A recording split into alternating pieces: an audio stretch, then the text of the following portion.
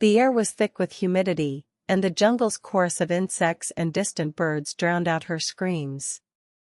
Clara Hensley's arms thrashed against the suffocating coils of the python, its scales glinting like polished obsidian in the dim light filtering through the canopy. Her flashlight lay shattered on the mossy ground, its beam flickering out as the snake's grip tightened. She gasped, her ribs creaking under the pressure, her vision blurring. The Green Labyrinth Reserve, a place she'd dreamed of exploring, had become her tomb. How had it come to this? What had driven this beast to such relentless fury? The answer lay in the shadows of an ancient temple, a whispered myth, and a warning ignored. This is the story of Clara's final journey, a tale of courage, tragedy, and the untamed wrath of nature. Stay with us until the end, because what happened in that jungle will leave you speechless. If you're gripped already, join the Animal Vault community to uncover more heart-pounding stories of survival and tragedy in the wild. Subscribe now, hit that bell, and let's dive into the Green Labyrinth to learn what really happened to Clara Hensley. Clara Hensley was no stranger to adventure. At 32, the British wildlife photographer had built a modest following on social media, her lens capturing the raw beauty of nature from the savannas of Kenya to the reefs of the Maldives.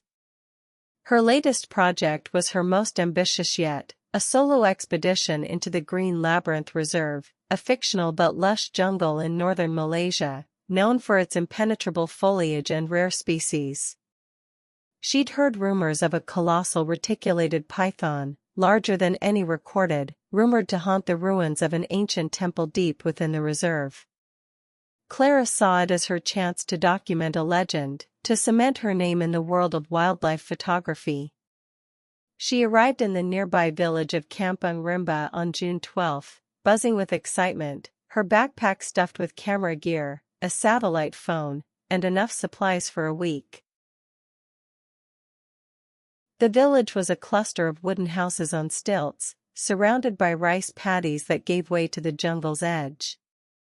Clara met her guide, Amir, a wiry man in his 50s with deep-set eyes and a quiet demeanor. Amir had grown up in the shadow of the Green Labyrinth and knew its trails better than anyone. Over a meal of rice and grilled fish, he warned Clara about the timing of her trip. It was the monsoon's edge, a season when the jungle's animals grew restless. The reticulated pythons, he said, were especially active, hunting to store energy before the rains.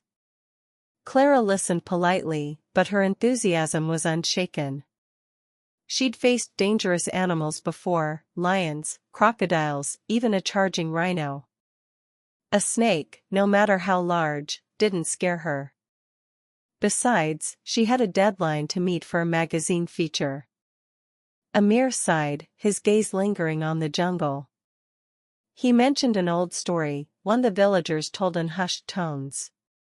On June 15, centuries ago, a temple priestess had vanished in the Green Labyrinth, supposedly taken by a serpent god who guarded the ruins. The locals believed the python's descendants still protected the temple, growing larger and fiercer with each generation. Clara smiled, charmed by the tale but dismissive.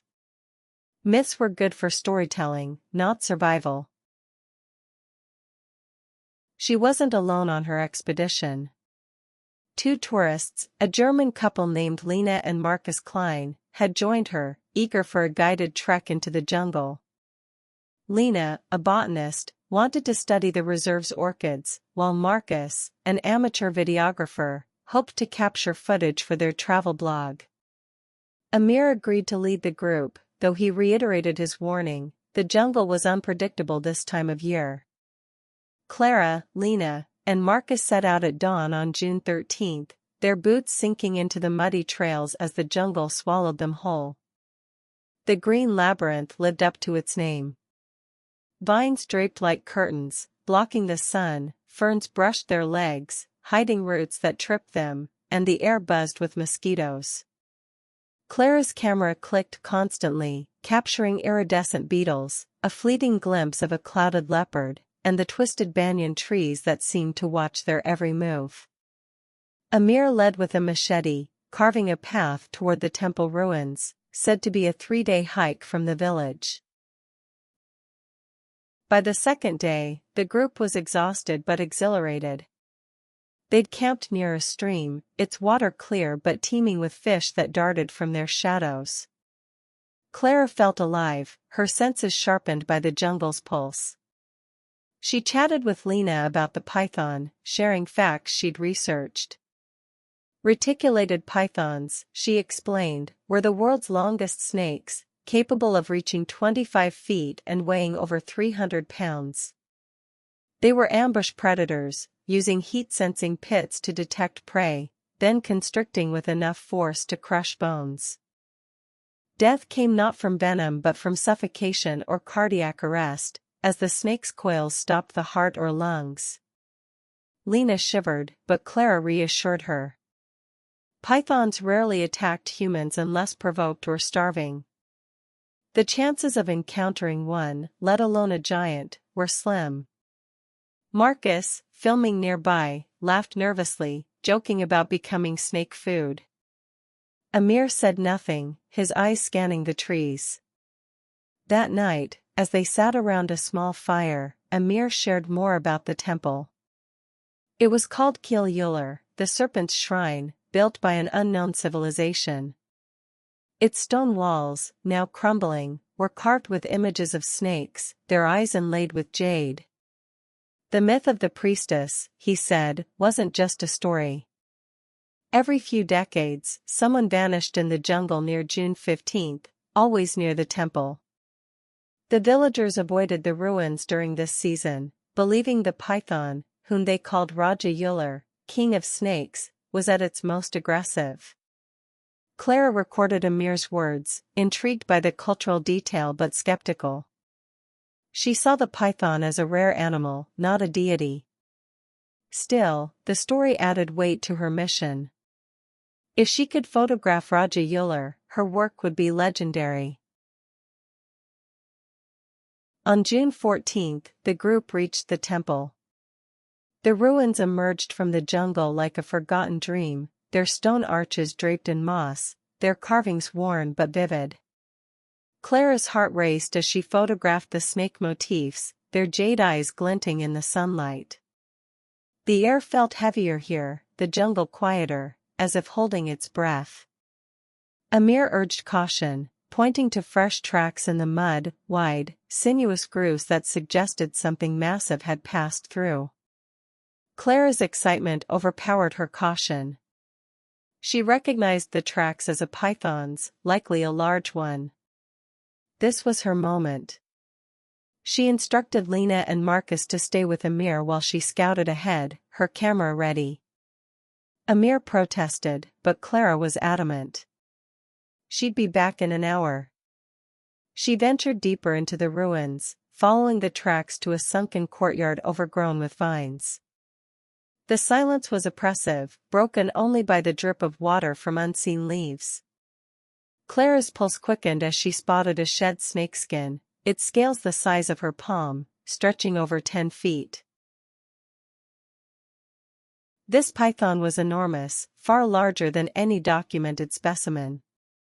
She estimated it at 30 feet, maybe more, its weight easily 400 pounds. Her mind raced with possibilities: National Geographic, a book deal, a documentary.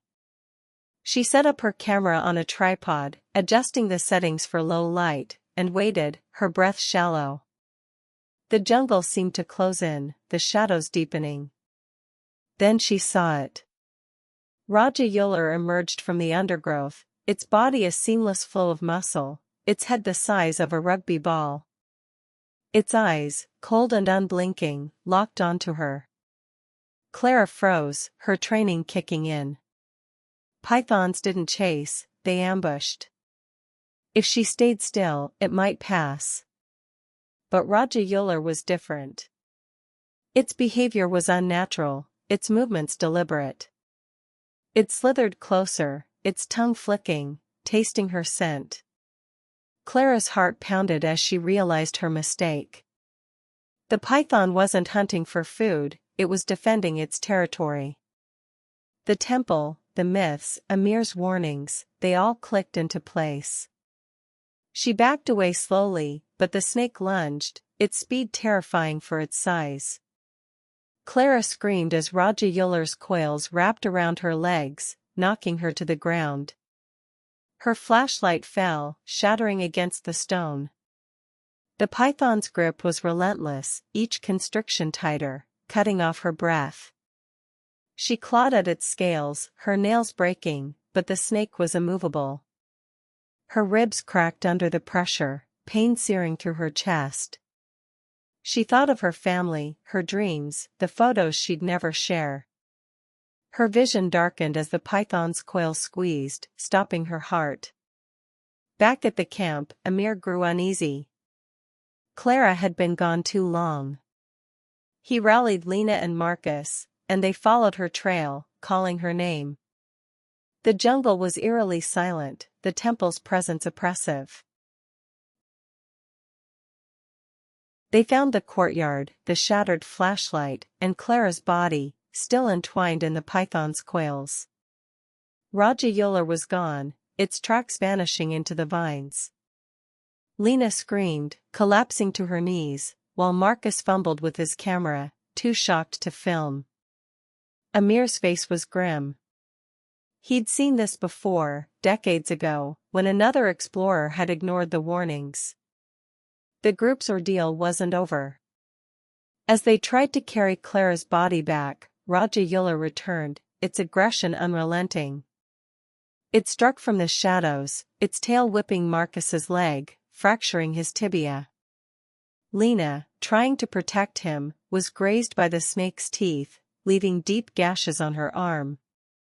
Amir drove the python off with a flare, its bright light startling the beast. The snake retreated, but the damage was done. Clara was dead, Marcus was limping, and Lena was bleeding heavily. Amir led them back to the village, a grueling 2-day trek, carrying Clara's body and supporting the injured tourists. They arrived on June 16, exhausted and traumatized. The villagers mourned Clara, their faces etched with sorrow but not surprise. They'd warned her, as they'd warned others. The temple, they said, was Raja Yuller's domain, and June 15 was its time of wrath. Clara's death was a tragedy, but it fit the pattern of the myth. The python, they believed, was no ordinary animal but a guardian, its size and aggression fueled by the jungle's secrets. Scientists later examined the shed skin Clara had found, confirming it belonged to a reticulated python of unprecedented size, likely 32 feet long and over 400 pounds. Its aggression, they speculated, could stem from territorial instincts heightened by the breeding season, though no one could explain its fixation on the temple. Lena and Marcus survived, but their lives were changed. Lena's arm required surgery, and she abandoned her botanical studies, haunted by the jungle's memory. Marcus's leg healed, but he never posted the footage he'd shot, unable to relive the horror. Clara's camera was recovered, its final images showing Raja Yuller's eyes, a chilling testament to her last moments. The Green Labyrinth Reserve was closed to outsiders, its trails left to the jungle. The temple remains untouched, its jade-eyed snakes watching over a guardian no one dares challenge. Clara Hensley's story is a reminder of nature's power and the cost of ignoring its warnings. She sought to capture the wild, but the wild claimed her.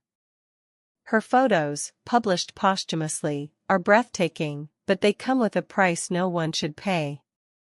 The Green Labyrinth holds its secrets close, and Raja Yuller ensures they stay buried. If you're moved by Clara's courage and tragedy, subscribe to Animal Vault for more stories that reveal the beauty and danger of the wild. Join us, and let's honor those who venture where few dare to tread.